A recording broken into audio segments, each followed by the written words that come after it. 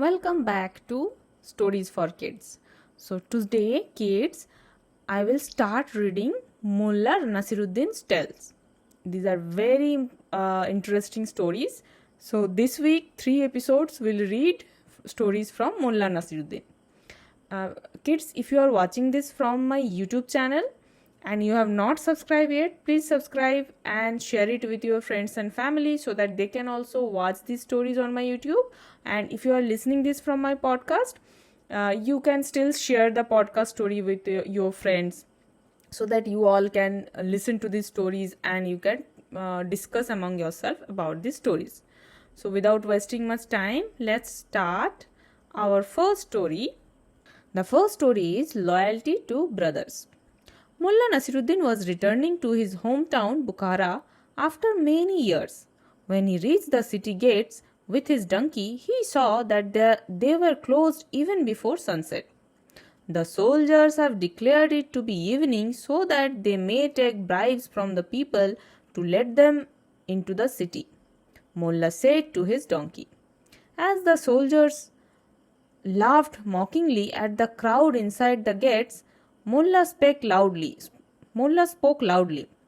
Tell me, donkey, do you think that it is evening? The donkey nodded its head in agreement. As the soldiers and the crowd watched in amusement, Mulla bowed before his donkey. A man from crowd asked Mulla, "Why do you bow before your donkey?" "For showing loyalty to his brothers," said Mulla. Suddenly the leaders of the soldiers stopped laughing and shouted, "Catch that man! He is indirectly calling us donkeys." When the soldiers looked around, Mulla and his donkey had fled from there. So did you like this story? Okay, the next story is Molla and the Goat. Many stranded travelers were camping outside the city gates for the night. This was becoming a daily routine because of the corrupt soldiers. As Molla and his donkey were walking along wondering what to eat, they met a man and his goat. The man shouted, "Try to make this goat shake its head for 2 tankas. If you succeed, you will win 50 tankas." Many people tried their luck, but the goat stood like a frozen statue. "If I win the money, we could have nice meals as well as save some for tomorrow," Mulla said to his donkey and gave 2 tankas to the man. He whispered something to the goat's ears and suddenly the goat shook his head violently. The man looked at Mulla in disbelief and asked him, "What did you tell my goat?" "I asked her if she would want to kissed by the corrupt Sultan of Bukhara," said Mulla, walking away with his prize money.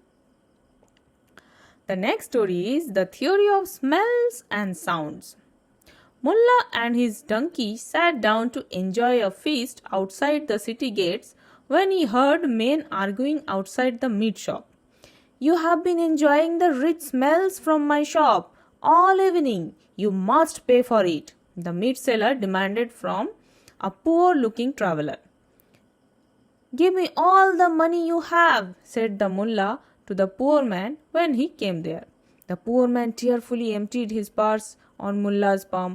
Mullah cupped his hand and said to the meat seller, "Listen carefully," and he shook the cup of his palm, making the coin jingle. "Yes, I hear that. Now give me the money," said the meat seller. But Mullah returned this coin back to the poor man. "He savored the smell of your cooking and you enjoyed the sound of his coins. That settles the account," said Mullah. The meat seller was shocked. The poor man had thanked Mullah before he left. The next story is The Night Sky. At night, Mulla Nasiruddin lay on his back and looked at the starry sky, remembering the incident of his wandering years. Just then he heard someone calling, "Is there anyone awake? If so, please do me a favor by coming to me." Mullah walked towards the tent and found a man lying on a costly carpet. "Have you had a bad dream?" he asked the man, noticing the man was in a daze. No, you see, I was already asleep when suddenly I woke up and became emotional seeing the sky, said the man. Oh, Mullah exclaimed.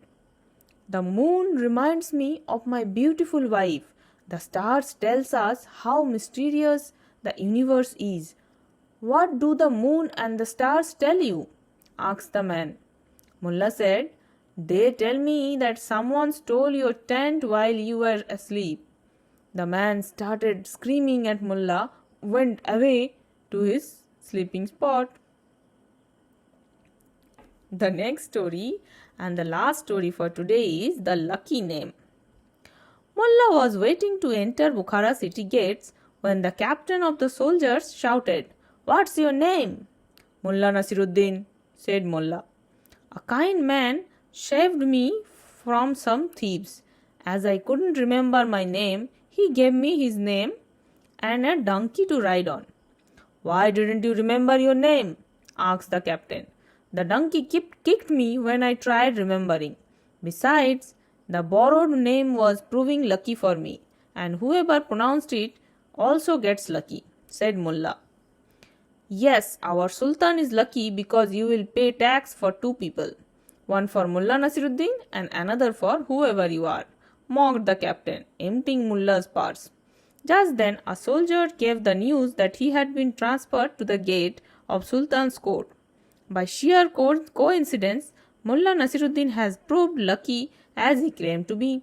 The captain returned Mullah's money and let him go to the city. So with this, I am ending this session. But kids, you return again day after tomorrow, and again you listen to the next episode of Mullah Nasiruddin. Thank you for listening and watching. Bye bye.